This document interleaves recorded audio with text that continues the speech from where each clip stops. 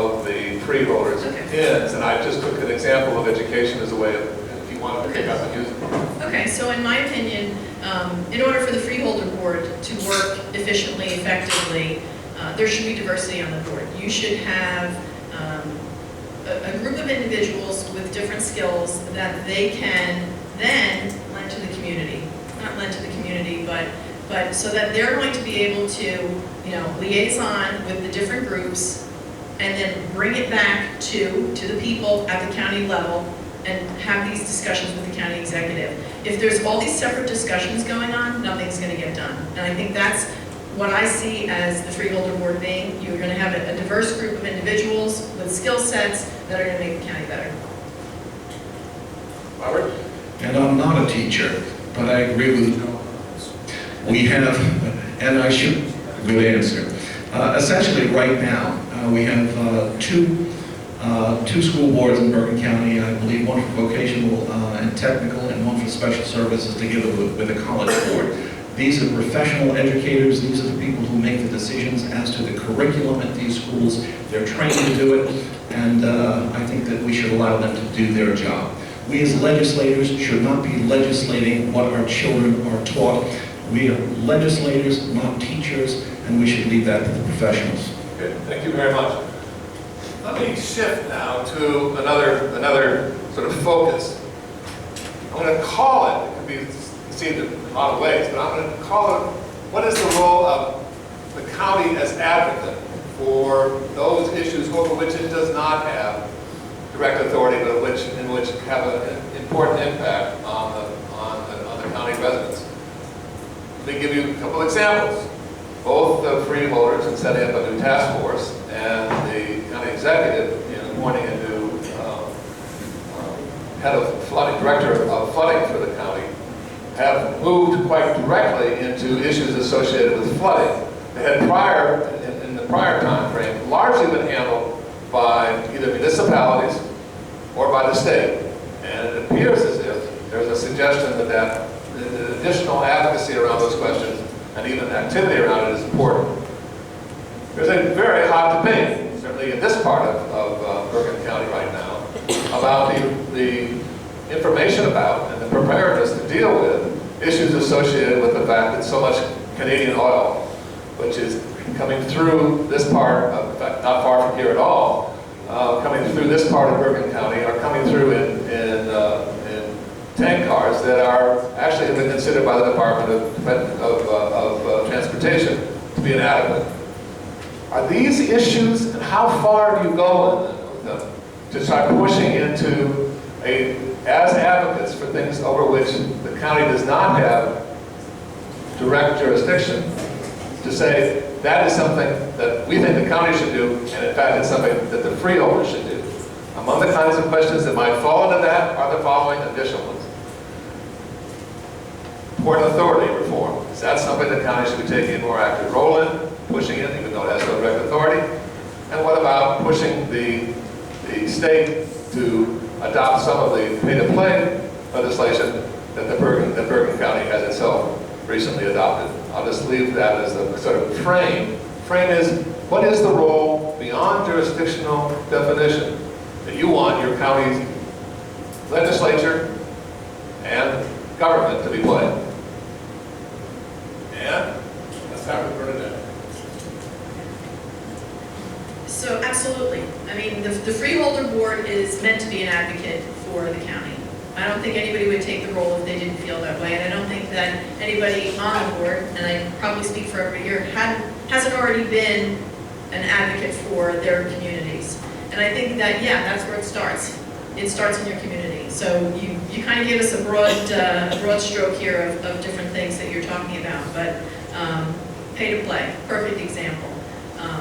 I know that the freeholder board last year had loosened the pay to play rules, and then this year tightened them up. I think that you're not going to be able to go back and forth on things, and your advocacy for certain things are going to have to be steadfast. Port Authority reform, absolutely. I think that anything that has to do with our county, any traffic coming in and out of our county, or into our state for that matter, there should be at least a liaison on the board that's going to have some input and be able to bring back information to the freeholder board. You know, in terms of the tank cars that are going through the county, and that was one of the questions on a recent forum that we were all part of.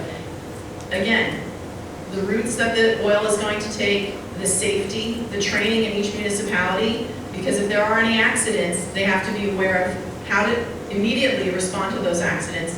They have to be trained. So anybody along the line, and with mutual aid that we have throughout the county, sharing the services with the different fire departments and police departments, they're all going to have to be trained. I know that there are lots of different oil companies that provide that training for free. We should have already been doing it. That would be something that I would advocate for. I work for a company. Our motto is we live safety every day, and I think that that would be a perfect place for me on the freeholder board. Joe?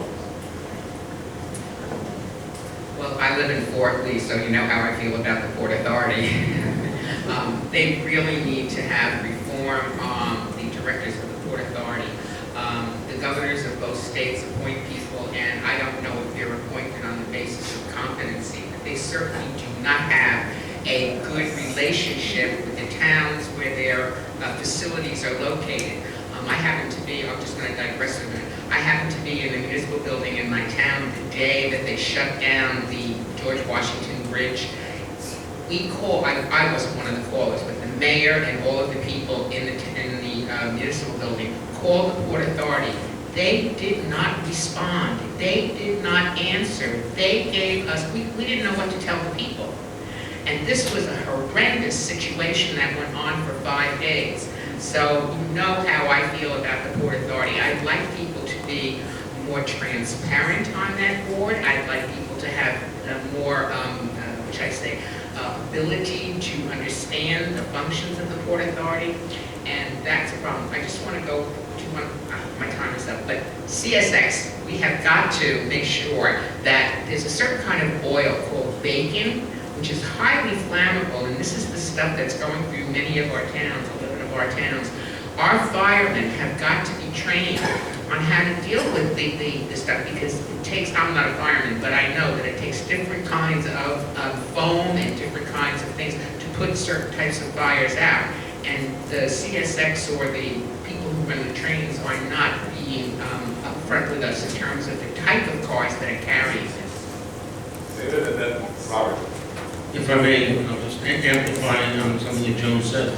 The real problem with the oil that we're talking about is that we don't know, and the first responders don't know, what the tanks are carrying.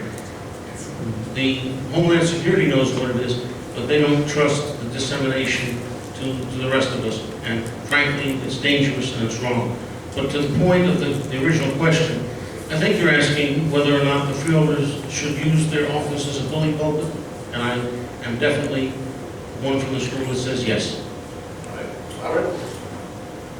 The concept of the bully pulpit, brought up by David, should be alive and well on the freeholder board. There are things that we will not have jurisdiction over, such as the transport of the oil, such as issues of flooding up through the Meadowlands as well. There are other jurisdictions that come into play. We have the DEP, the EPA, the National Transportation Authority, with reference to the train, and we have the Army Corps of Engineers and certain other agencies, including the HMDC, involved in the Meadowlands.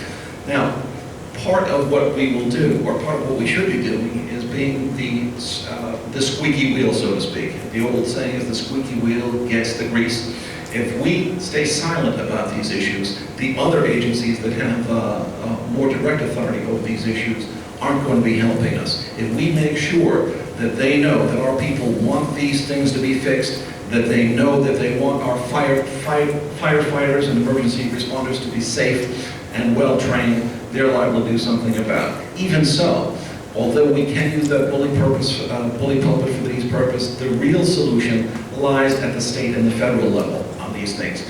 And certainly using our bully pulpit to get the state and the feds to do these things for us is an important function. Well, I think this audience knows it's going to have a fairly active freeholder board, no matter who it is that you folks elect. Let me ask you, have most of you picked up 3x5 cards at this point? If you have individual questions that you would like to have asked, please write them down and get them to Rich Karp, and he and Ed Lippman are going to decide which of those questions should be brought forward, and then we will eventually we'll actually hand the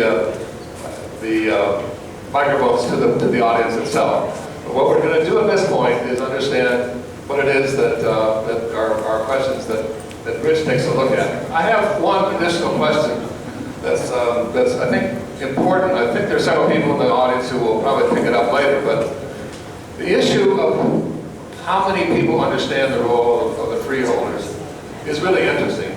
There's some data that shows maybe 70% have any idea what freeholders are and do.